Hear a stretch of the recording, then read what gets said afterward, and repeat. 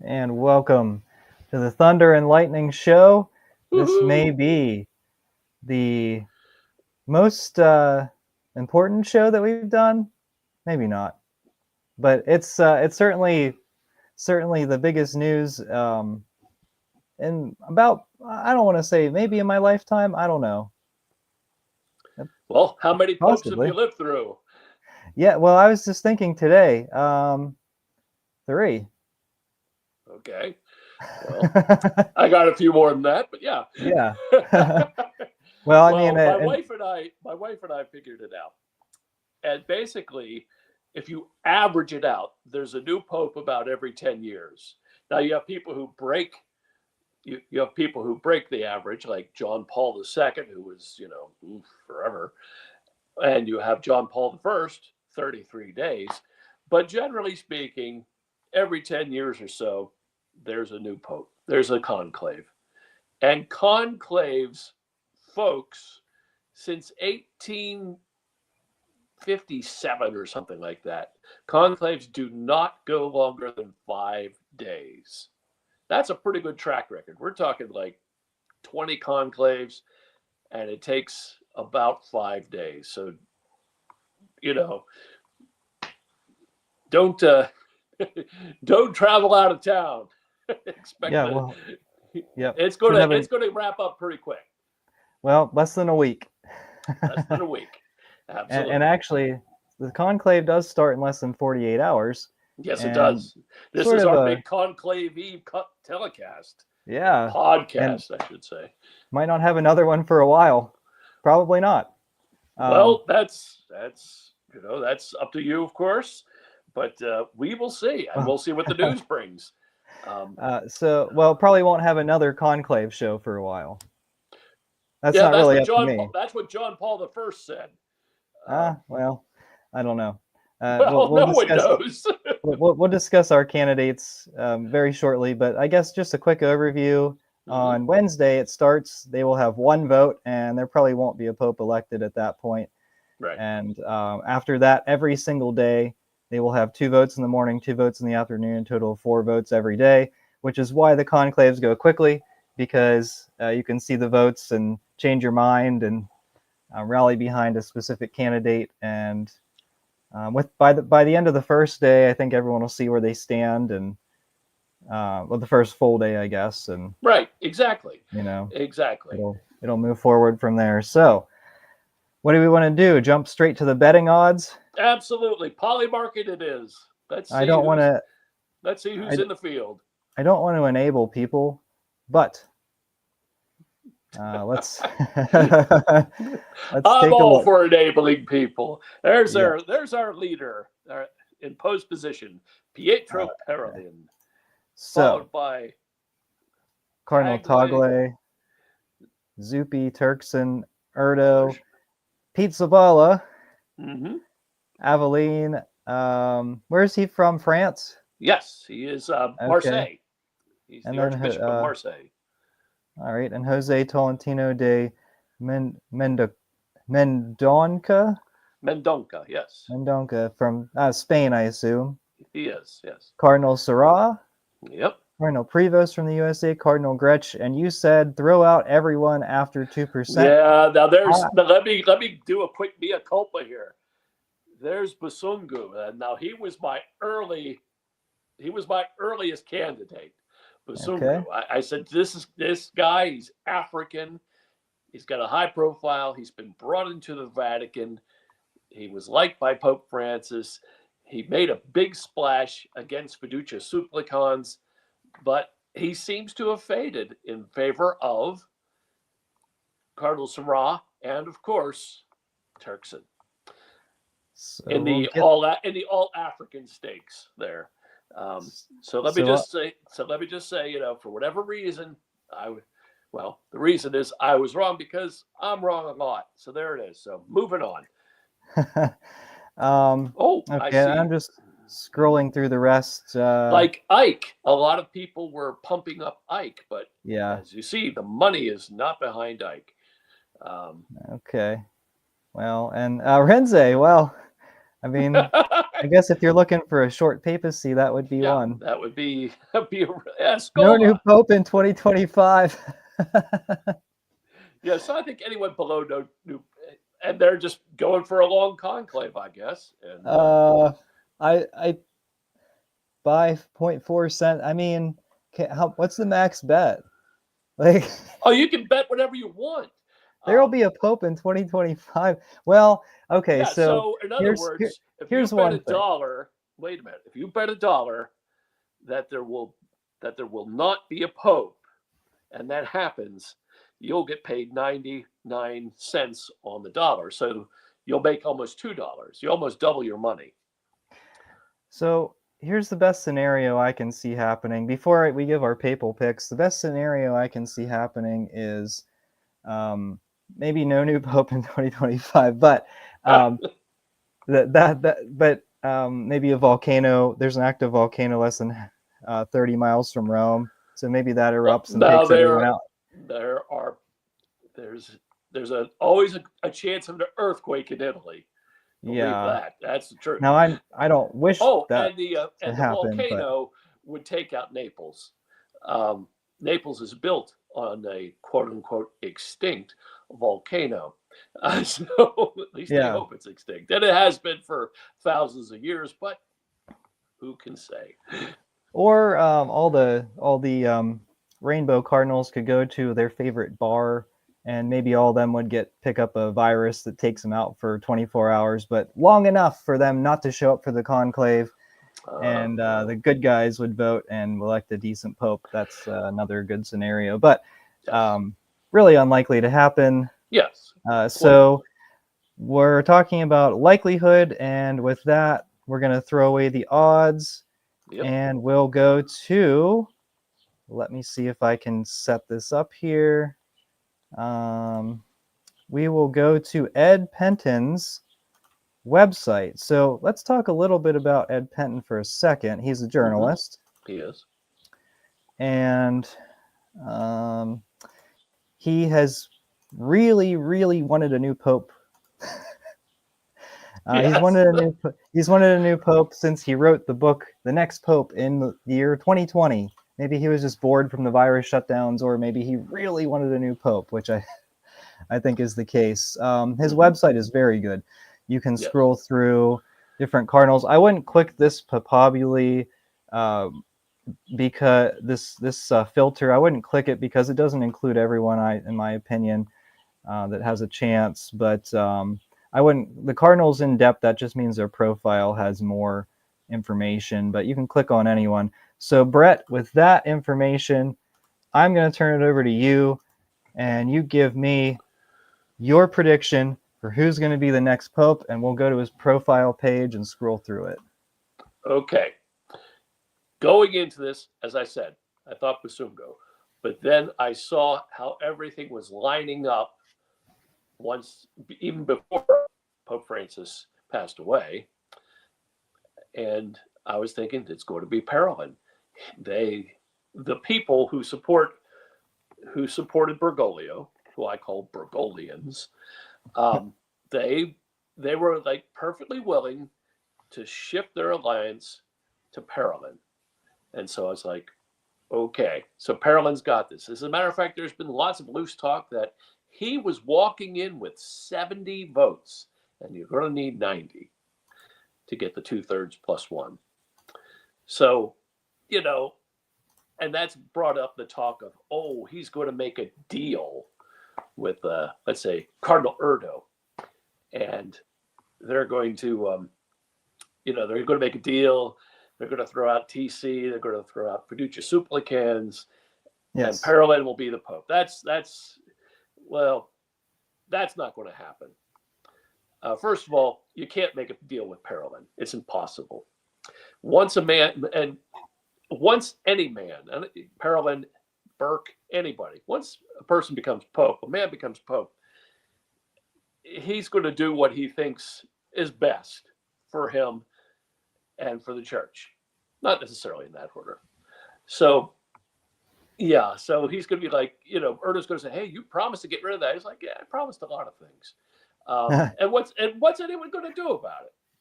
He's the Pope. We know what they'll do about it because we've seen it for the last 12 years. Oh, yes, Holy Father. So, so okay. So Parolin is wounded because, well, he literally had, there's a lot of back and, let me just preface this by saying it's all smoke and mirrors. It's all illusions because this is the pre-conclave. We're getting everything through filters and what people want us to believe. And people are, as you pointed out, they're printing each other's stories because there's not a lot of actual news. So Not only that, they're stealing stories. They're just right, copying and pasting. yes.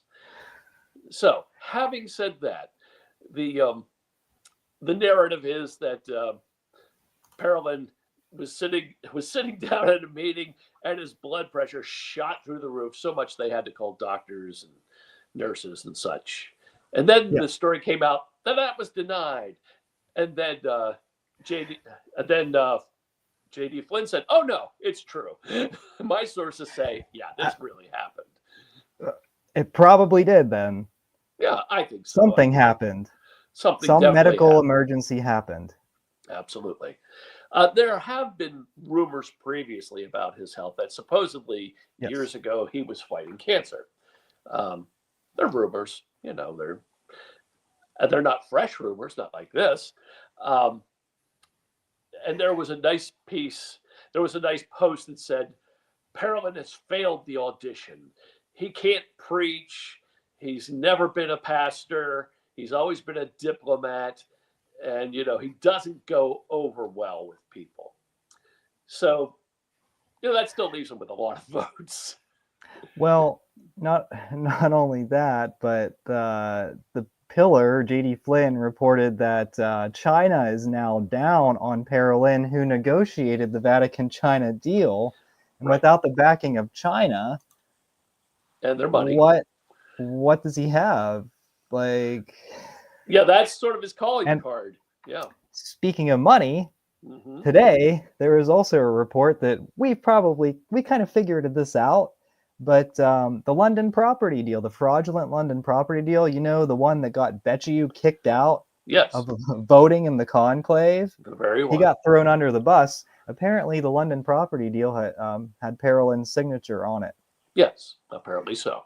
And with a little love note attached to it, yes. And the fact that he he basically kicked Becciu out. It was Parolin.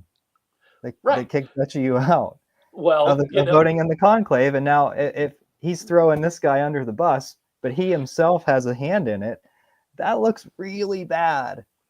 Well, it looks like the truth. It looks like it looks like the knives are out.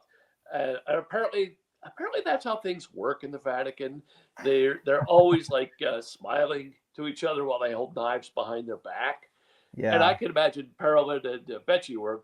So the source of the story is Becciu, because he's been waiting for this opportunity. He's been waiting for this. Yeah, he even quote did the right thing and said, "Oh, I won't make a fuss. I'll stay at home and I'll step this one out. I'll take one for the team." Well, right, exactly. And you know what? And Maybe he is. Maybe he is, because if Parolin is not Pope, we're better off. Absolutely. So having said that, Parolin has. Okay, so let's say Parolin is wounded, in the voting sense. The question becomes, who will the Bergoglians rally around? This becomes a really difficult question. It would seem to be Zuppi. Zuppi is the head of the Italian, basically CCB, the Italian CCB. He is the ranking member of the community of Sant'Egidio, which is basically a bunch of Italian libs who want to run the church and do run a big portion of it in that town, in that country. So, is it Zuppi, or is it that De Tolenka? Because if Zuppi falters, those votes go to De Tolenka. So, and I did see one source that said nobody likes Zuppi. I don't know. I mean, I literally don't know that. So Yeah, I don't know enough. I feel like he smiles a lot. he's one of those guys. That's how his face is structured. He's no. I went to school with a guy. I went to school with a guy. It's like, why are you always smiling? I'm not smiling. He'd say, and he always looked like this because that's just how his face was built. Now, So those did people. you say Tolentino? Is that the one? Yeah, yeah. He's the second. Okay. He's the second in command. So if Zuppi falters, yeah, Mendonca. That's his name, Mendonca. Tolentino de Mendonca. Yeah, he's the second in command if Zuppi goes by the wayside. So do they do that? Another report says they're going to go straight for the money and go with Cardinal Marx. So is that your pick? Cardinal Marx is pretty much an out-and-out heretic. So, any conservative votes, at the most, the conservative votes are 30. That's being very generous. Yeah. So let's just get some things out of the way. Seurat, 0. He's not going to be the Pope. Sorry. Yeah, he just isn't. I'd like it to be true. We would all. I think he would be the best of the bad lot by far. But I think so too. And a lot of people do, but it's not happening. I was reading Father Z just before we came on, and he said that Seurat has a lot of opposition from the Eastern Catholics because he's so against loosening the strictures on celibacy. Whoa. That the Eastern Catholics take that personally, and they're like, well, we don't like it. So there's some votes that he would normally get that he's not going to get. So, wow. Yeah, I thought that was a very interesting take. I don't think a Roman would take that hard line against the East. I mean, I don't know. Well, they're not taking any chances. This is at least Father Z is in Rome or wherever he is, but he knows a lot of people in Rome. So once again, we're dealing with the realm of shadows. Who knows what actually happens? Yeah. So yes, I am hedging because I don't know who the next pope is going to be. I assume the Bergoglians are going to be able to get their stuff in a pile and pick somebody and get behind him. Parolин's going to try to be that guy still, but Zuppi's going to be able to challenge him for that. But if Zuppi's support is soft, then they have to look around and who can they find? Is it Marx? Is it Mendonca? Is it somebody else? But I don't know. Which is why I go back, much as it pains me, John, much as it pains me. I do go back to Turkson. Oh, okay. Well, you've been riding Turkson for a long time, and I've been saying no. But Turkson is a loyal soldier. He's a seasoned Vatican hand. He's Mr. Vatican II. He's a somewhat better administrator than Tagle. By the way, Tagle is 0. He is a horrible administrator. And I must say, he's a horrible administrator. He got fired. He got fired. Yeah, but I mean, you really think the Cardinals don't want a guy who's going to sing karaoke, Imagine, and karaoke in a polo shirt? Well, I must say that was a masterstroke by the traditionalist. It's like, oh yeah, you want to put up Tagle? Here, hit play. You don't want a K-pop pope? Yeah.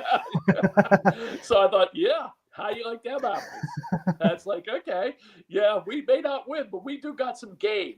So good luck with that. And then, of course, Parolin is running into a bit of a buzzsaw from the traditionalist side. Yeah, we don't have the votes to put our man over the top, but we can sure mess with their guys. And that's what's going on right now. Yeah.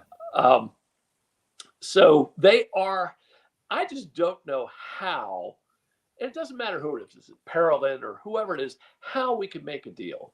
How, you have pointed out that supposedly Benedict made a deal, that he stepped in, he got voted in on the understanding that he would at some point resign.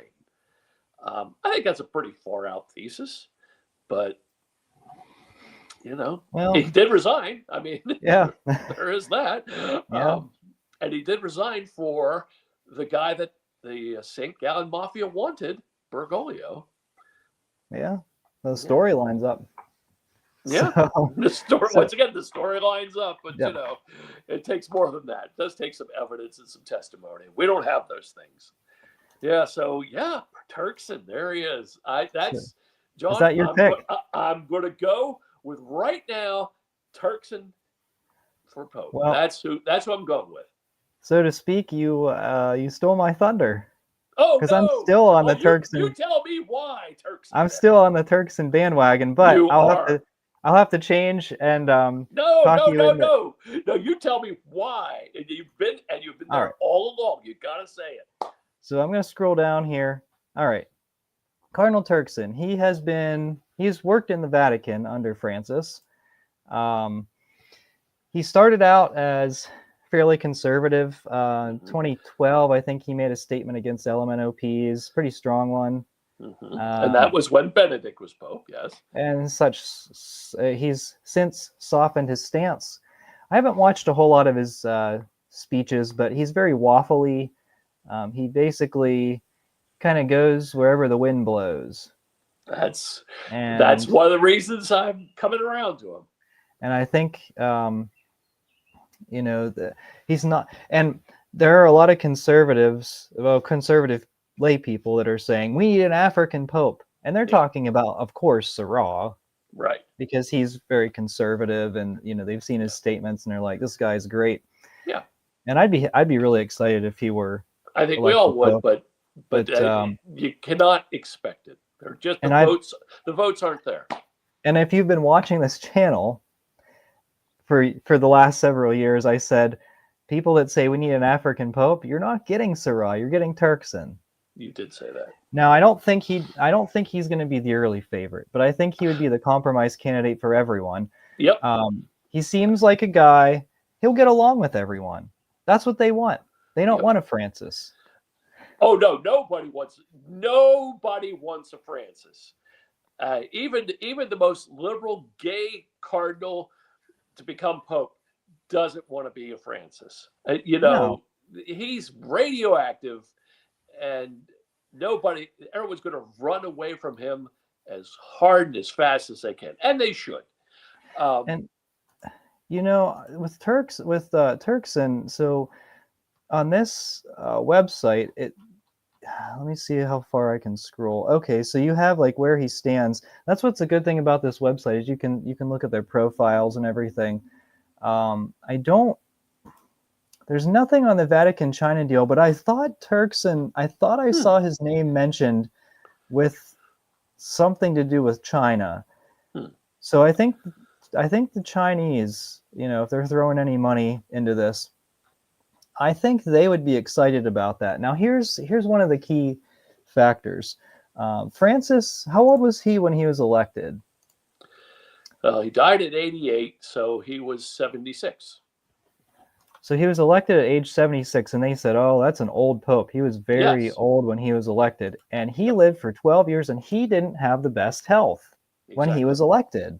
Correct. But he still lived for 12 years after that. If you elect someone younger, like a Pizzaballa. Right, 60, yep. If you elect him, you're going to have another papacy the length of John Paul II. Yeah, you're going to have like 20, 30 years. 20 to 30 years. Yes. These guys are ambitious opportunists, many of them. Right. They want a shot. The younger ones want a shot at the papacy. They're not going to get that. They're not even going to get another shot to vote. Yep. If they elect the younger guy. That's correct. Turkson's age, 76. Yep. Ah, there you go. So you got your 10-year papacy. There you you go. 10 to 12-year papacy. Right. And I don't know anything about his health. No. But well, that's good. That means it's probably okay. That's a sweet spot because he's still young enough to do things. Like you're not going to elect a Cardinal Orense because Cardinal Zen can barely travel. Right. Like, you want someone to travel the world and go to all these World Youth Days and smile and say, yay. And meet with these political leaders and shake hands and smile and kiss babies. You want someone that's gonna be nice to everyone. And I feel like in a sense Benedict kind of was like that. Yeah, absolutely. He wasn't as outgoing as Francis was or John Paul II, but yeah, he was a very friendly fellow. Absolutely. Yeah, and I mean he literally would sit down and have a beer with you. I mean, that's the kind of guy he was. Pet his cat, have a beer. I mean, and Benedict, as a teacher, his students always loved him. Well, yeah, and Benedict he had opponents, but he never cracked down on them. Yes, or rarely. No, he didn't. he didn't. And if he had, then he would might still be there. He might still be. He might have lived on his papacy. Died like at 96 instead of yes. 100. And we would have been talking about the papacy a few years ago, but it would have been a different conversation. Oh, it would have been a much different conversation. Very much so. Yes, because we had so we are settled on Turkson. But for good or for ill. For argument's sake, I want to bring up a few of the younger ones. Absolutely. Because you could have the compromise candidates. So Turkson, there was the one instance where he did get kicked out of the Vatican by Francis, supposedly for mismanagement of his department. That's a plus. That's a plus. Among cardinals? You know what? You need, as we've said, you need distance from Francis. The only one who wants the mantle of Francis is Parolin.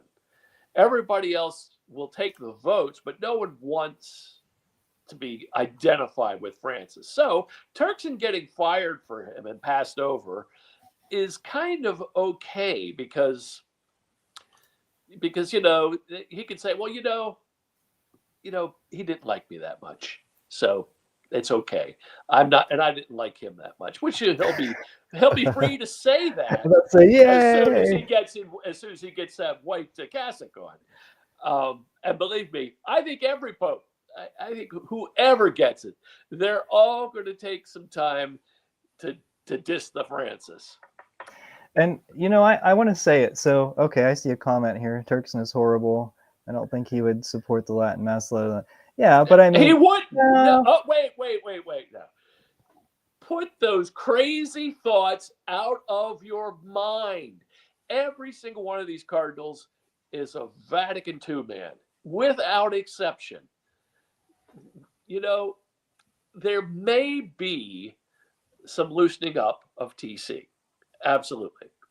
But I will say, when I asked our priest about that, he couldn't even articulate how that would happen. So it's like, okay, no one's going to want to go in there and say, TC, toilet paper, and rip it up. That's not going to happen. What could happen is like, you have to follow TC, and then when they get applications from priests, they just simply approve them all. I forget who said that. It might have been you. It might have been somebody else that told me that. Probably someone else. But they said that's how it's going to go. That's because they're not going to say, and they're not going to say, some moral pontificate. We're just going to bring that back. Well, first of all, it was a deeply flawed document. There is no ordinary form and extraordinary form of the Roman Rite. Pope Francis was right when he said there's only one Roman Rite, and there is. We just happen to know which one it is, and let's table that until a little bit later. Sure. Because I have some thoughts on that, but So bring Actually, up you know what? bring up some of these people that you were talking Yes. about. So, let me get this up. Actually, I did change my mind last minute, right before we went on camera, and I forgot. So I am going to bring up my candidate for Pope.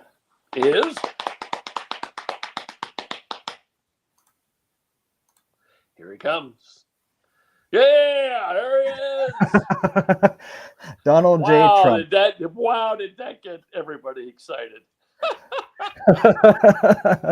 He's going to make the Vatican great again. Believe me, we're going to build a wall. Oh, the Vatican already has a wall, so we don't have to focus on that. Right.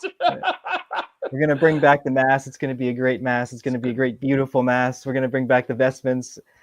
We're going to bring back the incense. And only boys. We're not going to have boys and girls, or girls and boys.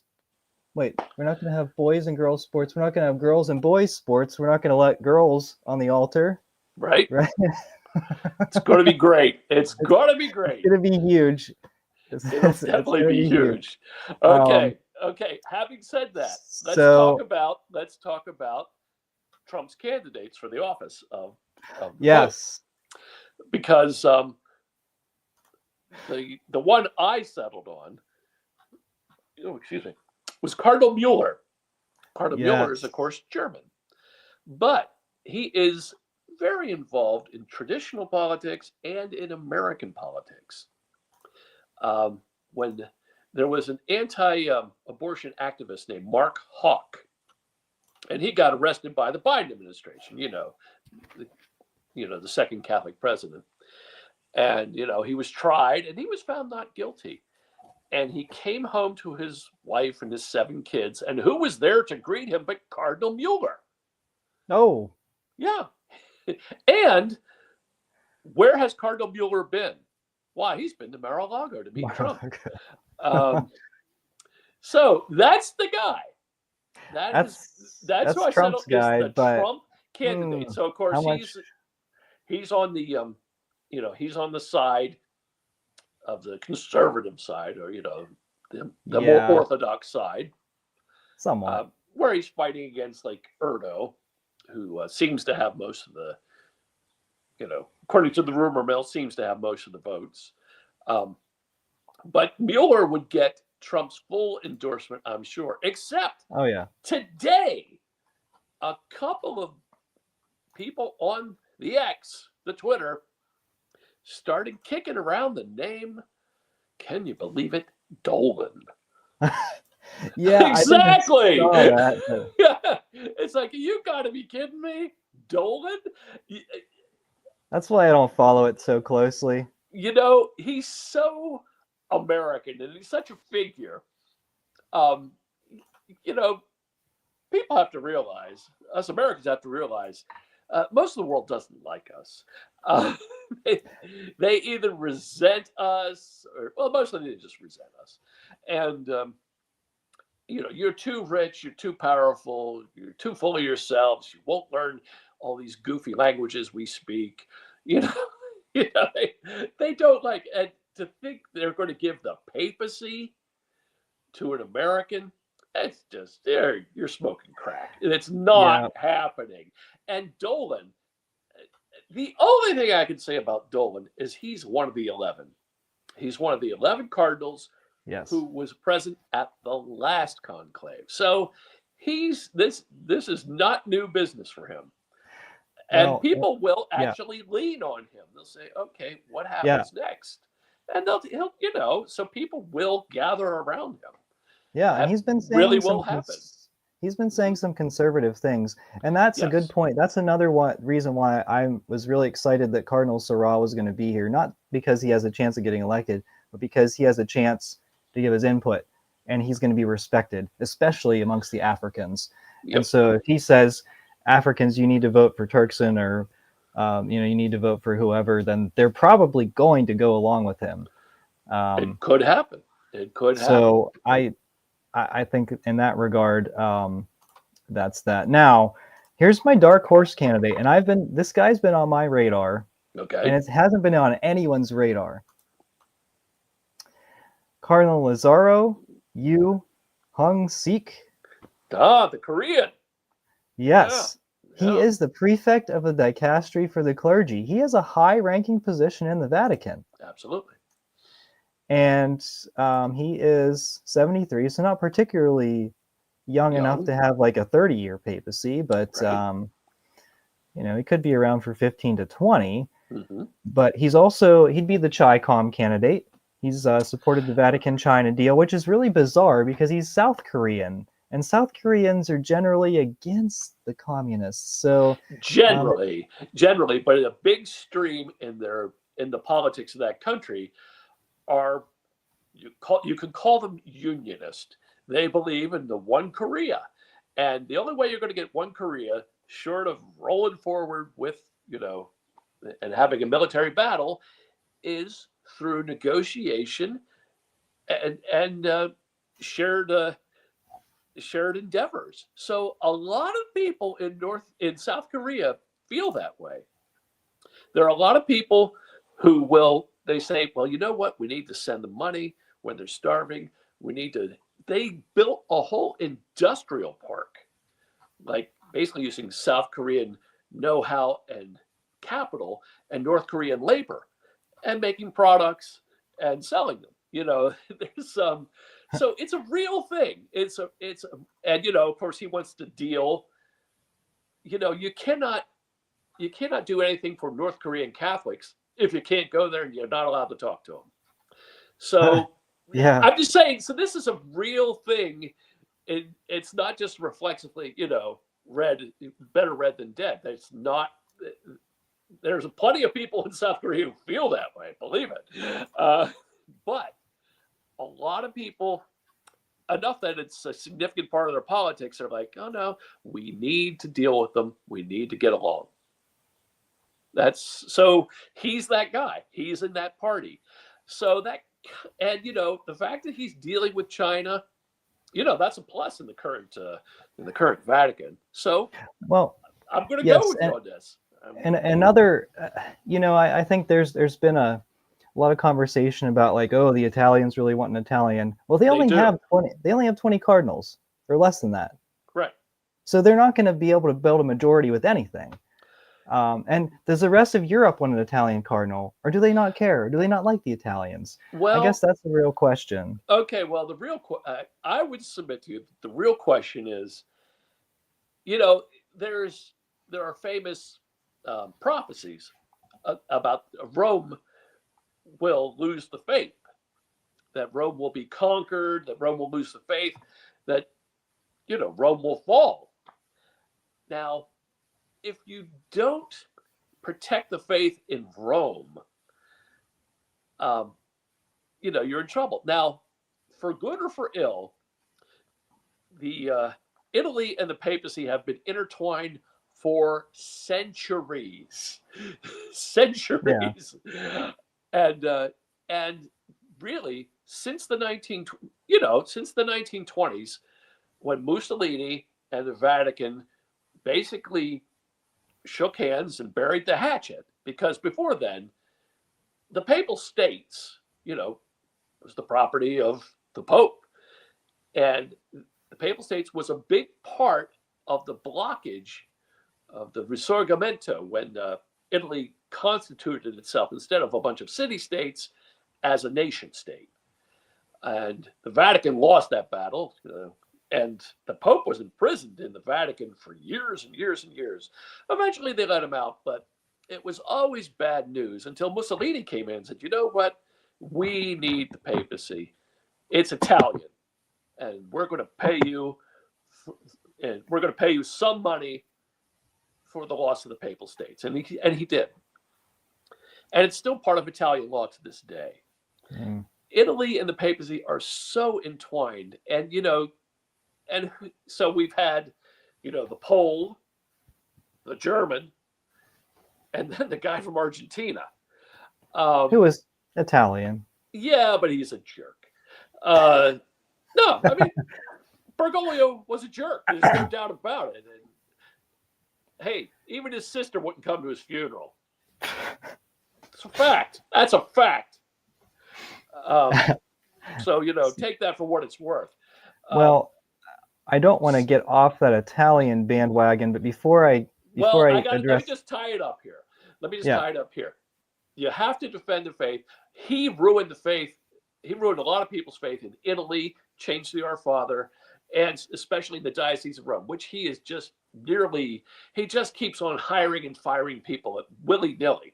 And he'd still be doing it if he were alive. So it really would help the relations in your own backyard if there were an Italian bishop, Italian pope. That's it. I'm not going to go down the rabbit hole any further than that. yeah. Well, and I'll get to the Italians that I think are the favorites. I only have a few more candidates I want to go through before we get to other stuff. But this last point I want to make here. So, can you imagine Cardinal Gregory voting against an African? I mean, these guys are DEI full through and through. They want someone with a different color skin, and this guy could fit the bill. He could. You're right. or same with the Africans. But before we get to the Africans, let's get to a few Italians. So here's a name, Cardinal Gujarati. Yes. Mm-hmm. Yes. 69 years old, so kind of a little bit young, but he's a modernist, and but he's less known than Parolin, and that might be to his advantage. So he's a name to watch out for. And let me share this screen. His nickname is the Climbing Goat because he's so ambitious. Okay, I didn't know that, but that's that's pretty interesting. Oh, and I don't think I'm going to be able to do this. Oh, that's not cool. I'm not going to be able to share this unless I do a full screen. I really want to show this. Okay. I'll just do it full screen. We'll talk about it. Yeah, let's see if I can get this. There you go. Pizza Balla. There he is. Pizza Balla. All right. Well, Pizza Balla. There he is. Well, we know there's a lot of media heat on Pizza Balla. Absolutely. I just wonder how many of the fellow Cardinal. There's a report today that he said he made some comments about fellow priests being effeminate or something. Yeah. Well, you can read the Gloria TV recap, and he used some pretty strong language, almost as strong as faggotry. Which was going to get us censored. Well, Pope Francis, Santo Subito Francis said it, so it's got to be all right, right? No, YouTube doesn't. But Pizza Balla, OFM. Well, that's scary. Yeah. Yeah. So, but people are like, "Oh, this guy's really conservative." We'll see. I mean, I don't know if he'll get it or not, but he said he's not really ambitious, and maybe he might just say, "Nah, vote for someone else." Who knows? I don't think he's that non-ambitious. I'll say this: I just saw a report about Erdo. Everybody on Sunday went to their titular church, since they're all cardinals. They all have a church in Rome, so everyone went to their church. Erdo had a Novus Ordo in Italian with some Latin thrown in, facing ad populum, communion in the hand, the whole drill. Pizza Balla went to his church. He had a Novus Ordo Mass, ad orientem, and I believe he gave out communion in the usual way that he does, which is intinction. So you know what? So who's really the conservative here? Oh, he's got a little East in him. Yes. Now, the one thing that hurts him, he's 60 years old, so it would be a 20 to 30 year papacy. Right. And so. But Italians can get behind him. The Italians might get behind him, and then the conservatives would get behind him too. So, possibly. He's relatively unknown, but he seemed to be he seemed to navigate the situation in Jerusalem and Middle East very, very nicely. Yes. He didn't take sides, and he seemed to be much more of a peacemaker, and so that might help his cause. But the Franciscan thing behind his title, don't let that. I mean, don't let it fool you. He's a Franciscan, and so he's not actually a conservative. Most of these guys are not, but Right. he'd probably be one of the more preferable candidates, which is really saying something. Yes. And then, of course, I have to share. Yes. Basungu. Yes, Basungu. So He could be. They could end up with a well, Basungu. and But he is 65 years old. So yep. maybe it'd be a longer papacy, but still, not the JP2 length. Right. I and Basungu, I feel like he'd be almost a carbon copy of Turkson, but he has more recent Vatican experience Yep. and a little bit younger. I could easily see them voting for him, and the conservatives would probably get behind that too. Well, So, they might, because of course he made his bones on fiducia supplicans. He just yes, said Africa. He said, "I represent Africa, and we say no," which was a pretty bold statement. Um, yes. Now his and he reason got was away with it. his reason was, oh, it's a cultural taboo. Right. But still, I mean, he made an excuse, and he got away with it, and so he's a strong leader. But Yep. can you imagine if an African, or even Cardinal Lazaro from South Yeah. Korea, if either of them get elected, the entire continent would celebrate. I mean, Yeah. maybe, I don't know about North Korea, but Africa would be celebrating. It would Oh, be, Africa would go ballistic. They'd be so happy. Um, and he'd travel to a lot of places in Africa he too. traveled to all the places in Yeah, Africa. He would go to sub-Saharan Africa, like he'd just be, he. It would be very interesting for the church. yeah, absolutely. Of, I don't Now, think it. I think there could be some serious downsides to it, but yeah, the Africans. yeah, See, that's the thing. I think the Africans, and there are about 20 of them. It's about the same yes, amount as the Italians. yeah, And close, I, yeah, and I think the Africans are much more likely to vote as a bloc than the Italians. So I think the Africans, they could be kingmakers here. They could, because say if, for example, the Burgolians do have 70 votes, which seems frankly about right. Um, and then you go to the Africans, it's like, if you do a deal with the Africans, and this is the deal I've suggested for a long time, is you take Basungu and you make him the Secretary of State. That's the deal you make. And that way he starts to fill up the diplomatic service with Africans. He starts to learn the ins and outs of the Vatican. He's already in the Vatican, and Bongo is. But, and he also has a connection to Trump, because Trump just made an agreement between Rwanda and his country, which is, I think, what's it called? Congo, The Congo, yes. He's yeah, from the Congo. Trump is brokering a peace deal between those two countries, who have been at it since like the 90s. And it's a very active war. I mean, it's not like, it's more like the Ukrainian-Russian war before it went hot in 2022, okay, because they had been in war since 2014. And and of course Crimea got invaded in like 2012. So yeah, it's been a low grade but a real battle, a real shooting war for quite a long time between those two. So if Trump can do that, I mean, we won't pay attention, but Africa will pay attention.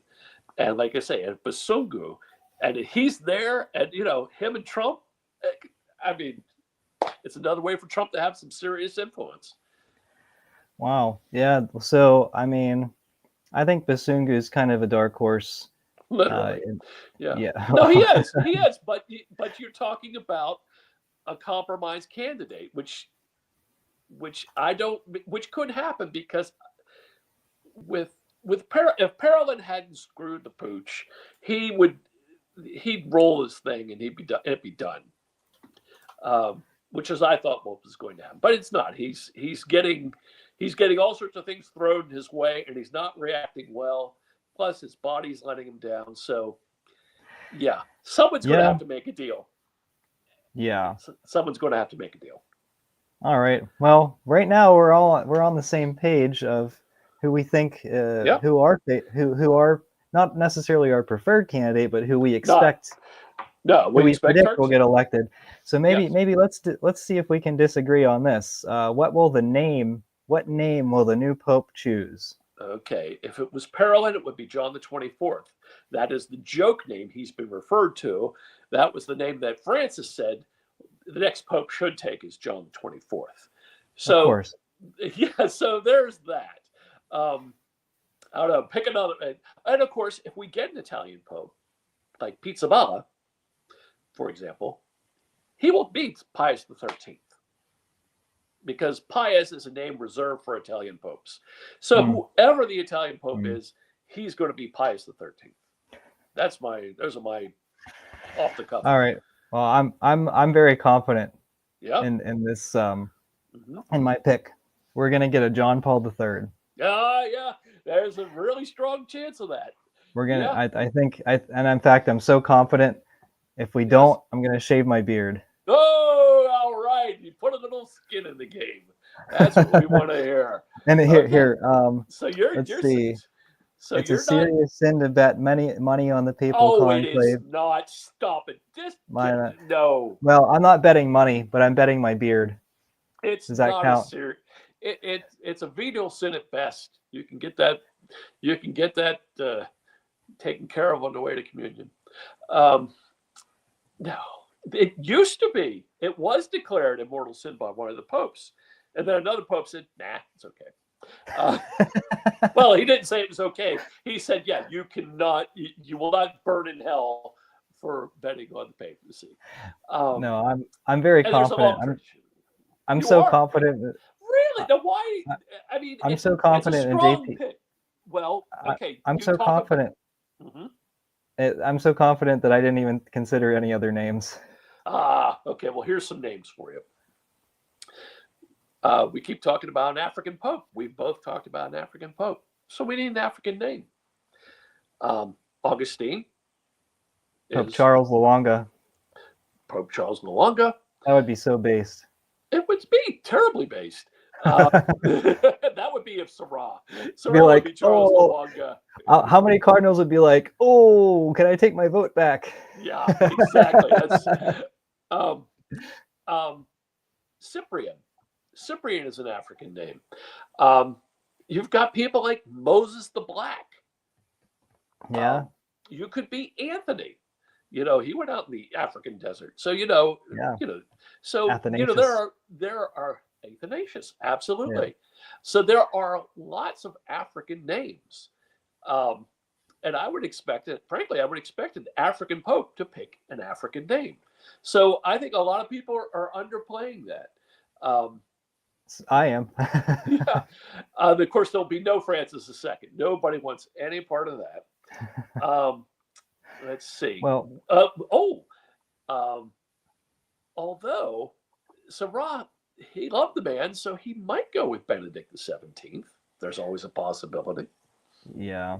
No, I do. The reason I say John Paul III is because I think they want some guy. They want a guy who's going to be unifying, and they want someone who's going to preserve the legacy of Vatican II. Yep. And I do think that this kind of gets into my prediction of what the Pope will actually do. Well, let's go to that. So that's what I think. I think we still have another 10 to 20 years of the Vatican II, the Vatican II generation. They're going to try to it's a sunk cost fallacy. They're just going to try to push it until it's completely gone. We are having a Vatican II generation of priests. No, that's not true. John Paul II generation, sort of, in a sense, where they decided to become a priest because of John Paul II, and they're coming up the ranks, and those are the guys, and like for example, Bishop Barron, who I predict will be a cardinal within 5 years. A bold prediction, and I think you're right. I don't know that that's bold. I think that that's I'm pretty confident. They're going to get into these social media guys. Father Mike Schmitz will be a bishop. Yep, I agree. There was another priest, Father David Michael Moses. He has 1 million followers on Instagram. He'll be named bishop. Well, you said that. The fact that I haven't heard him, and you had. Now you have. I have now, so I'll keep an eye. But I think he might be younger than me. He might well be. So he's got a few years. But no, these guys, these social media priests are going to get promotions. Bishop Barron is really good at videos. Well, he's already gone up from baby bishop to full bishop, and like you say, he's going to be an archbishop or a cardinal soon. I think regardless, there's so few liberals to pick. There's so few liberals to promote because they're all gone. They're all like retired. Well, that's what's going to happen to Vatican II. The last defender of Vatican II will croak, and then it'll be it. It'll be over. But like you say, that's going to take 10 to 20 years. Well, and it depends. It depends who's elected pope, because if we get a liberal, he's not going to have much to choose from. If we get a moderate or a conservative, Barron will be promoted to Chicago. You know, Supich is, what, 76? Yes. Barron's right in Minnesota. He'll just be moved right over. Oh, he can do that. He was from Mundelein Seminary. Absolutely. Yeah. He could do that. And the new pope could do that in like 2 weeks. Yep. It probably won't happen because Pierre, the nuncio of the United States, is going to be replaced. Thank goodness. Oh, thank goodness. Yes, he will. Because these last few months have been horrible. Yes. They've been absolutely catastrophic. Yeah, you know, that's the nice thing is that, and that is the big bonus of whoever the Pope is going to be. They are going to get rid of the Bergoglians. The Jesuits are going to be gone. The Bergoglians are going to be gone because they have ruled with an iron fist and a high hand. They've been arrogant and mean-spirited, and everyone's going to be like, now it's your turn. Get out. You know, the cars stop, the doors open, and they're kicked to the curb. That's what's going to happen. And that's going to be a great thing for the church because, I mean, already the vestments and the cassocks are starting to reappear in Rome. So it's like, it's a good thing. They say there's a relaxed atmosphere in Rome, finally, after 12 years. Yeah, well, after 12 years of lockdown. I think people are kind of liking that. Absolutely. And I mean, I feel I'm here better for already. I'm gonna post all the wins. I hope there's a lot of wins. I really do. I hope so too. I don't know if that'll happen right away or not, but I don't think so. Although there'll be lots of, there should be a lot of virtue signaling of one sort or another. You know, like like Francis walked out. He said "Buona sera," and he wasn't wearing the mozzetta. So you know that was he could send up two signals immediately. Well, and the new pope picks his favorite cardinals to surround him when he comes out. Right, he does. So that'll be an indication as well. Yes, so there's lots of signals straight up. Just right off the bat. Yep. Now, you were talking about the Latin Mass a little bit earlier, the future of the Latin Mass. Yep. I do want to point out one thing that the FSSP had that apostolic visitation from the Vatican. Yes. Well, let's crumple that paper up and throw it in the fire. Yep, I think that's fair to say. Yes. And let's start fresh, and then the FSSP will be able to meet, and not beg that they don't have to celebrate the Chrism Mass. So right, that's could be good for them. Happens. And hey, if Barron is promoted to Chicago, guess what? The Institute of Christ the King is going to return to Chicago. Nice, and they'll be able to actually have Mass. Yes. Yeah. Wouldn't that be nice? So there we go. I mean, already right off the bat, you know, I think that. There's two options. So things will get better or they'll get worse. Right. And by getting worse, I mean, they could, if this thing stay the same, that means they'll get worse because, you know, priests can't, newly ordained priests are not technically allowed to say the Latin Mass. They have no permission to say the Latin Mass. Right. So leaving the current law in place will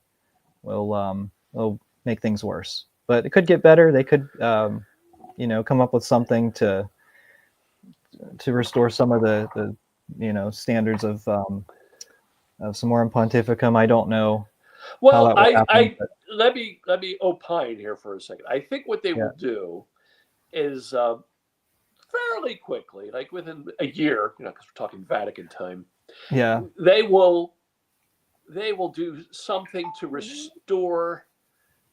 They will do something to restore the authority of bishops in their own diocese, okay, and then you're going to be stuck with like a Summorum Pontificum situation where some places will be like they'll have 58 Latin masses, and who yeah, cares? And another place next door will have 0 Latin masses, and don't you ever say Pater Noster, or we'll fire you. yeah. Just I wait think until that's the bishop I retires. yeah, I think that's what's going to happen. I think that's how it's going to roll. Well, So do you think that's on the table that they could give us our own right? no, Like they could say this is a traditional, no, the I don't. I don't. okay. These are Vatican II men. I don't see them doing it. Okay. All right. We won't even talk about the future of the SSPX because they don't even know. But They don't have one. No, they don't. well, if we get it, Without the courage to consecrate their own bishops, and they won't even ask. Now, if they get a Cardinal Sarah or or someone like that, then then they will. If someone's just really toward our end, they'll ask. But Cardinal Sarah, I could see him saying no quite easily. I just like, no, you have to come over. If you want to do that, you have to come over. I see No, him as more traditional than most. I do. I see him as the most No, traditional candidate. I see him as more traditional than most people see him. Yeah. I think he'd talk to the SSPX. Like He talked to them. I think he'd have a very productive dialogue with them. Yeah, exactly. But I is he think he going to? would though. But do you think he'd consecrate bishops? I say no. I don't think there is. There's a The chance. only I one think who there's a would do chance. that. I think the only guy who would do that is Mueller.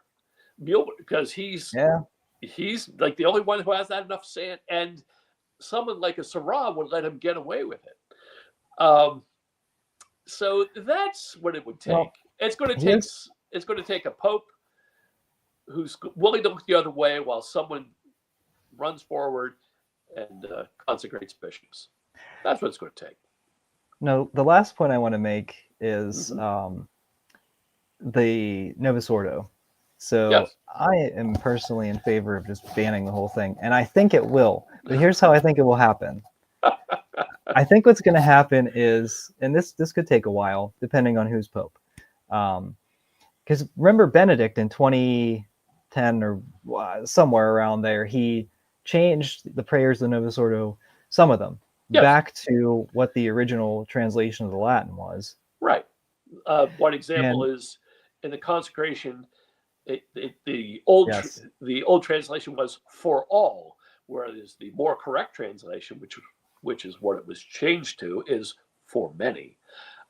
So yeah, he did make changes like that. So I think what they'll end up doing is slowly changing more and more back to the original translation of Latin, and they'll be like, "Whoa, guys, this is like what the first Christians did," and and I think they're gonna make it like it's their idea, and then they're gonna be like, "Whoa, guys, get this, there are priests that say prayers at the foot of the altar. Isn't that based?" And people would be like, "Whoa, that's so cool." And so I think what we're going to eventually end up, it could be 20, 30 years down the road, but I think what we're going to end up with, the Novus Ordo is going to be the translation of the Latin Mass, but they're going to get to it in a roundabout way. I think you're right. I think the vernacular translation of the Latin Mass is going to be the future of the church. You'll always be, and of course, you'll always have the option to say it in the original Latin. But yeah, there'll be all sorts of Spanish and Vietnamese and all that silliness. and they'll keep one or two of the Novus Ordo favorites in there. I don't know what they're going to keep, but they'll keep something. They might keep that horrible lectionary, the 3-year lectionary. Who knows? But they'll Well, do I don't. something. But the thing is, You know, as long as we have the right to say the traditional Mass in Latin, I don't care what the Novos do. well, the younger priests don't really like the 3-year lectionary, No. so eventually that kind of stuff will go away. So Yeah. Eventually, you're right. Now, do you need to jump off, or do you No, want to I'm stick good. around for the comments? I can stick. Okay. Yeah. All right. Well, I want to get through some of these comments. Just kind of thanks for watching the show, everyone. Let's see here. The big name they're pushing today is Cardinal Prevost. Yeah.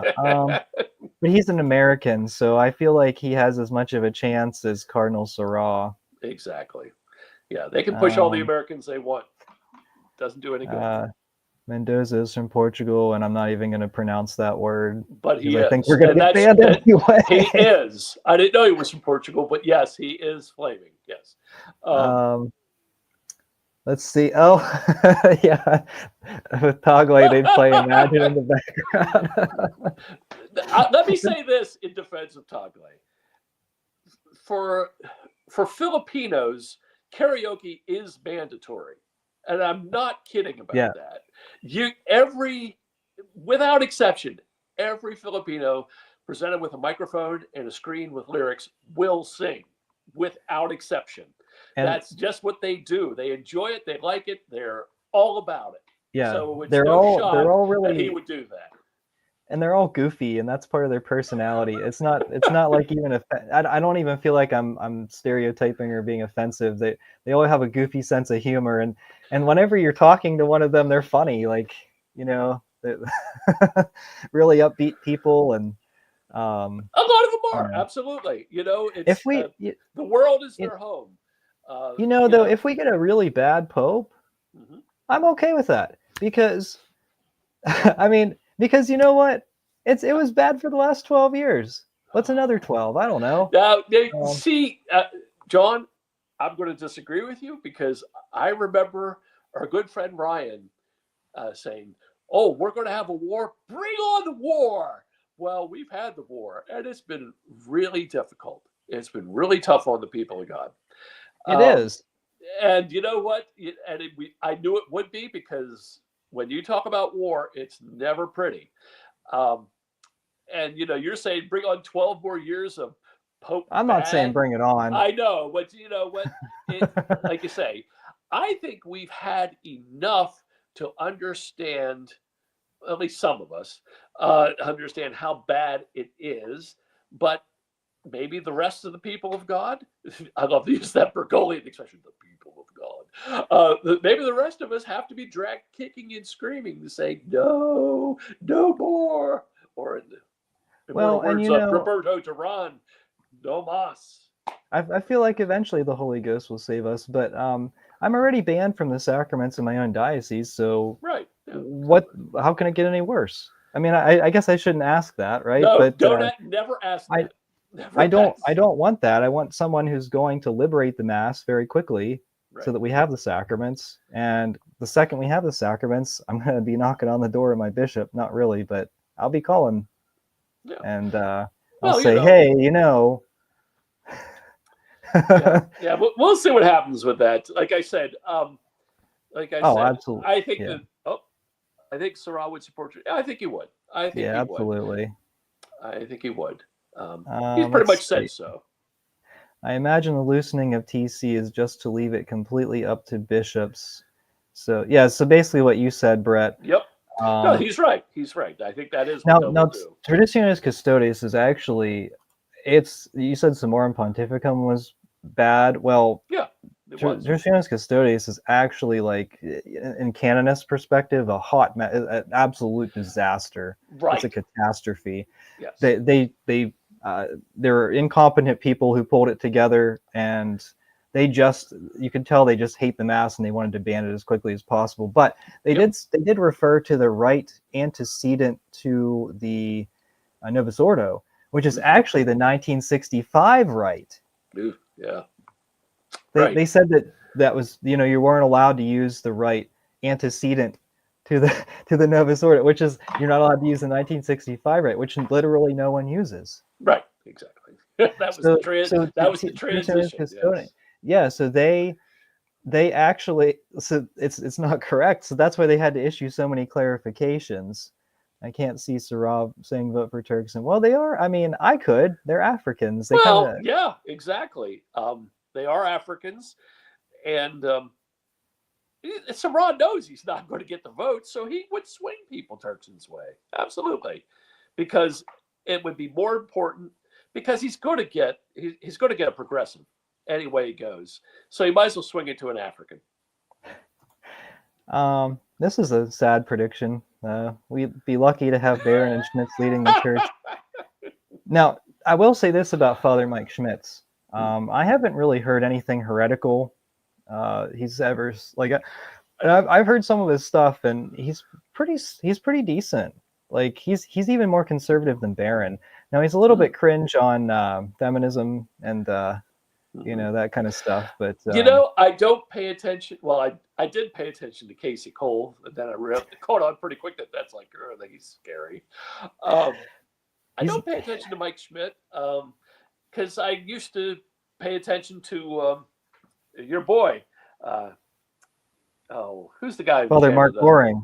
Yeah, I used to pay attention to him, and then he started, as far as I was concerned, Breaking Bad, and I just dropped him like a rock. Yeah, I think the Frediusius Supplicans really broke him, but now he's free, and now everybody's free, and maybe as I said, the conclave will be over pretty quick, but it would be nice if it weren't. I could use a good year of Sedvacant. It's nice already. The air's better already. Yeah, I just wish we'd have. You know what? We should just. In the old days, they tore the roof off to get them to name a pope. I say we go in the opposite direction. I say we wall the place in and just leave them there until they break out. And then, burn your paper votes for heat. And that'll keep you warm because you're voting 4 times a day, right? Should be fine. Right. We'll throw it, but no, it's not. It's nothing. We'll feed them. We'll send them to the flunkies. We'll keep them comfortable. We'll give them cable, whatever they want. They just we'll just take away the chimney. Hey, I'd pay for their Netflix subscription. Exactly. I would donate to their Netflix subscription. Exactly. Hey, I'm gonna vote for Mickey Mouse. Oh, me too. This is a good life. Make it sweet for them. Well, unfortunately, they'll wrap it up within a week, and we'll be on to the next thing, which we know. However bad it is, it'll still be better than Bergoglio. So there is that. Because no one is nastier than him. I mean, you have to go to like Stalin and Pol Pot, to get there. People actually killing people. Actually killing people. I think Parolin could give him a run for his money, though. Well, he might, but I don't think he's going to get the chance. I don't think he's going to get the chance. You should get Parent Ryan to commemorate Francis and give us his picks. If we could, maybe. What's the possibility of a call-in from Parent Ryan? I don't know. I'd have to. You might want to explore that. I'd have to call his secretary and. Yes, exactly. Although I don't even know how often they have the parish office open anymore now that Trump's president. Well, you know these things better than I do. Yeah, I don't know. And nice we got another. Got another person picking Gujarati. Well, they're both creatures of Silvestri, member of the St. Gallen Mafia. So there's something to be said for that. Okay. Yeah, Pizza Balla. Okay. Getting to the end of this. Even the good Cardinals are Hegelian. Yes, they are. synthesis between the thesis of Summorum Pontific. Okay. Yeah, sad and true. well, Yes. All right, this is the last one. Never sort of bringers of the sign of peace. I want to keep it for sure, even though it's the worst part. Yeah. I call that the holy handshake. Yeah. And yeah, it is easily the worst part. Although I did hear one novice suggest that maybe they should move it to around the time of the offertory, which is already nothing anyway. So you might as well. It would be better than having it when they do during the consecration. You know? We'll just have the petitions and say, like, we pray for peace, and then you're shaking, you're giving everyone the sign of peace. And yeah. Well, no. What my favorite part is everyone does the sign of peace this way since COVID. But don't call it a Roman salute. Oh, now we're really gonna get banned. Thanks, Elon. Oh dear. Yeah, thanks, Elon Musk. I wonder if that's any of those are still on YouTube. I got banned for literally saying that people are tired of these things, and defending Altman years ago, Father Altman, and I got a video. It was a timeout. I got put in timeout. Oh yes. So we'll see what I get this time. If you don't hear from me, I'm planning on actually doing a news video tomorrow. So if you don't hear from me for a week, you'll know why. I will. All right. Well, you'll let us know. All right. Well, that has been it. That's our papal predictions. So before Wednesday, if you have your predictions, feel free to leave a comment. Let me know what you think. And, just a few people's opinions. And, I kind of hope I'm wrong, and I hope it'll be more conservative. But it is what it is. Right. And I'm not going to lose any sleep over it. Although what's funny is that the morning votes will be taking place while I'm asleep. So there's a 50% chance that I wake up and there's a new pope. Oh man, yeah, there is that. There is that. So well, that'll be an interesting morning. But then the morning part where I'm awake, they'll take the second part of the vote. So I guess we'll see. will. Could even happen on Thursday. Yep. Not likely to happen on Thursday, but Friday. Anytime on Friday. Friday definitely. Good chance Friday, definitely Saturday. So definitely before Sunday. Well, I think they might even go Sunday, because that way they don't have to get on a plane and go back and deal with Sunday Mass. I think they could do it like Sunday. I think they'd hang out for a little bit anyway. Yeah, exactly. So like Sunday morning, I think Sunday morning. That's my prediction. Sunday morning, we have a new pope. I'm gonna say Friday. Okay, that seems fair. But the longer it drags out, the more you have these lesser guys like Pizza Balla. Yep. And I think is our best bet for someone. I think Pizza Balla is our best bet for someone half decent. I think an African. I think Turks and a Bersungu, because I think their advisors would be conservative. Well, but we'll see. I don't know. That's I don't know. I'm not rooting for them, but I won't be angry. No, there's nothing to be angry about. They're all Vatican II men, and one of them will be Pope. It's just how it is. Yes. All right. Well, this was a good show. So thank you so much for everyone for the comments. Thank you, Brett, for your contribution to this discussion, and maybe we'll have a synodal dialogue. Oh wait, synodality is done. It's done. I can't wait to bury it on Friday. Exactly. That is the more silliness out the door. All right. I can't wait to celebrate. Thank you so much for watching. We are the laity. And we will not be silent. Hooah!